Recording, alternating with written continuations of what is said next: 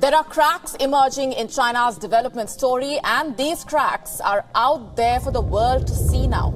In a shocking turn of events, buildings and roads in China are bursting open, exposing a side of development that contradicts Xi's narrative. Today we delve into the cracks in the facade of China's progress and the implications it holds. Around the world, collapses of buildings and roads are not unusual. Such accidents can be caused by elements, including old infrastructure, natural calamities, and building defects. China is no different, particularly in light of its vast and quickly growing infrastructural network. It is oversimplified to attribute everything to Xi's development model. Under several presidents, China's progress has experienced significant changes, so blaming Xi for everything misses the mark. In addition, local implementation variances, corruption, and economic constraints can all have an impact on the quality of infrastructure. Based on a few isolated occurrences, generalizing is erroneous.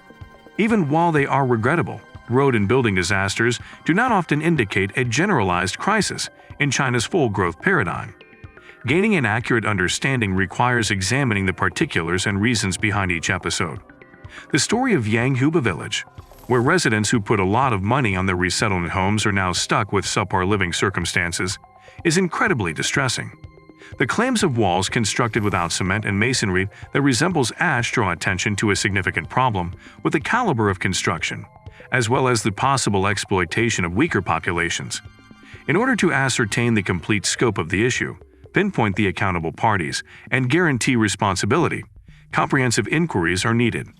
Bringing such concerns to the public's attention frequently begins with media attention, and more investigation is required to guarantee justice for the impacted families. Inadequate living conditions can have detrimental effects on occupants, from emotional discomfort and financial hardship to health hazards brought on by subpar building materials. Comprehending the precise effects on the Yanghuba people is essential to provide them sufficient assistance and attend to their requirements. This occurrence raises questions about possible systemic problems in China's building sector or resettlement program. It is imperative to scrutinize the current legislation and supervision systems pertaining to construction projects in order to avert such incidents in the future. Protecting vulnerable groups from injustices like this can be facilitated by campaigning for reform and increasing awareness of the problem. Enacting good changes in construction methods and ensuring improved living circumstances for everybody may be achieved via supporting investigative journalism and interacting with appropriate authorities. Although the situation in Yanghuba is worrisome, it also offers a chance for discussion and constructive reform. We may endeavor to establish a future where everyone has access to safe and secure housing by calling for structural reform, holding people accountable, and offering assistance to the impacted families. These resettlement buildings' poor building techniques show flagrant contempt for the tenants' trust and well-being in addition to posing a serious risk to their safety. The deteriorating walls, visible reinforcing bars, and inferior construction materials give rise to grave concerns regarding the structural soundness of these homes. There is a chance that they will collapse and result in harm or perhaps death. Inadequate ventilation and subpar building materials can result in mold development, moisture buildup, and respiratory issues. The inhabitants' health is further endangered by the absence of fundamental safety regulations. Presumably, the people were promised substantial and safe relocation dwellings. Using subpar resources and taking quick routes is dishonesty and a betrayal of confidence. The villagers who are spending so much of their hard-earned money on these homes should be entitled to sturdy, safe buildings. Their fundamental rights are being violated, and they are being exploited financially by this poor construction. This issue has rightfully come to light thanks to media coverage, and public indignation may put pressure on authorities to look into it and hold those involved accountable. This tragedy emphasizes the necessity of more stringent laws and improved supervision procedures for building projects, especially those involving vulnerable populations.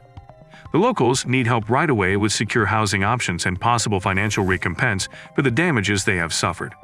It is still vital to spread awareness and seek justice for the Yanghuba residents. Encouraging investigations and keeping the authorities responsible will send a clear message about these kinds of malpractices. This episode highlights possible structural weaknesses in China's building and relocation policies. Similar injustices can be avoided in the future by advocating for legislative changes and more stringent enforcement of current rules. We need to solve the structural problems, but we also need to keep in mind the personal costs of this carelessness. Seeking justice and healing requires us to be compassionate and to stand with the impacted families during this trying time.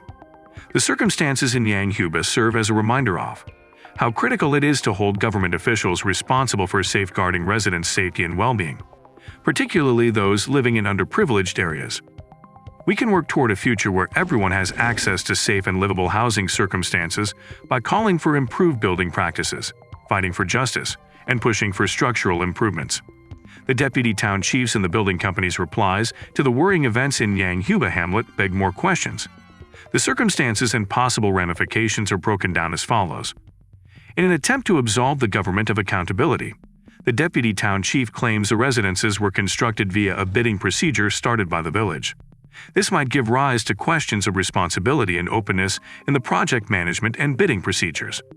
The villagers' worries over the poor construction and potential safety hazards are not specifically addressed by the deputy town chief's response. Tensions and mistrust may grow even more as a result of this lack of empathy and obvious dedication to finding a solution. Gu claims to have followed government-issued designs, but this begs concerns about the effectiveness of quality control procedures, as well as any defects in the blueprints themselves. This could prompt more research into the approval and planning procedures. Although acknowledging that there are certain problems with the cement mortar and pledging to fix them is a start in the right direction, the villagers are left in question about the sincerity of the pledge due to the lack of details surrounding the improvements and timeframe. Additional inquiries into the building procedure, governmental supervision, and possible corruption may result from the media coverage and public indignation. The locals may take legal action for negligence and breach of contract against the government and the building firm. Policymakers may be prompted by this tragedy to examine and tighten building project laws, especially in rural regions, in order to avert situations like this one. In order to properly address the concerns of the villagers and hold those responsible accountable, it is imperative that both the government and the construction business maintain transparency throughout the whole process. To guarantee a complete knowledge of the situation and avert such events in the future, an impartial study of the building process and any defects in the designs is essential. To manage this predicament and guarantee that their rights and safety are upheld, the villagers require ongoing assistance from the media, advocacy organizations, and legal experts. The circumstances in Yanghuba serve as a reminder of how crucial it is for building projects to have strict rules, open governance, and accountability. It's crucial for the authorities to take swift and decisive action to address the villagers' concerns, ensure their safety, and prevent similar injustices from happening again. Ethical reporting and analysis are essential to comprehending the reasons behind these kinds of situations and identifying workable remedies. Rather than spectacular headlines and broad generalizations, let's concentrate on accurate facts and productive discourse. If you enjoyed this video, don't forget to hit that like button and subscribe to stay connected with our journey through the world of innovation. Feel free to share your thoughts and comments below. We'd love to hear from you. Stay tuned for more exciting insights into the world of technology and innovation.